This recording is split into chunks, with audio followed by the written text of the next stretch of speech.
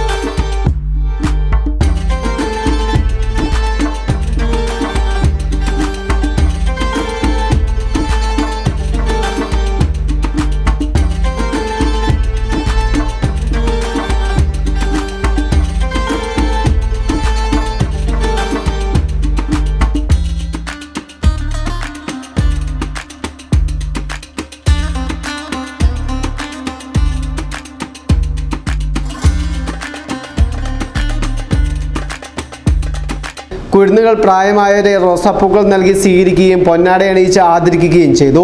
തുടർന്ന് തങ്ങളുടെ ജീവിത അനുഭവങ്ങൾ വിദ്യാർത്ഥികളുമായി മുതിർന്നവർ പങ്കുവച്ചു. ഞാനൊരു കാര്യം പുറത്തു പോവുകയാണ്. ഒരു അമ്മച്ചി രാവിലെ കുട്ടിയെ സ്കൂളിൽ വിടുന്നതിന് വേണ്ടി വിളിച്ചപ്പം കുട്ടിയുടെ ഒരു പല്ല് കാണുന്നുണ്ടായിരുന്നു. അപ്പോൾ കുട്ടിയെ കരഞ്ഞുകൊണ്ട് പറഞ്ഞു, എനിക്ക് പല്ലുവേദനയാണ്, അതുകൊണ്ട് എനിക്ക് സ്കൂളിൽ പോകാൻ പറ്റില്ല എന്ന് പറഞ്ഞു. എന്നാൽ അമ്മച്ചി ഒരു നൂലെടുത്ത് ആ പല്ലിൽ കെട്ടി വലിച്ചപ്പോൾ പല്ലിൽ പറഞ്ഞു. കുട്ടിയുടെ ആഗ്രഹം ഈ പല്ലിൻ്റെ പേരിൽ സ്കൂളിൽ പോകാതിരിക്കുക എന്നുള്ള ലക്ഷ്യമായിരുന്നു. എന്നാൽ അമ്മച്ചിയെ സമ്മതിച്ചില്ല. പല്ല് പറിച്ചതുകൊണ്ട് കുട്ടിക്ക് സ്കൂളിൽ പോകേണ്ടതായിട്ട് വന്നു.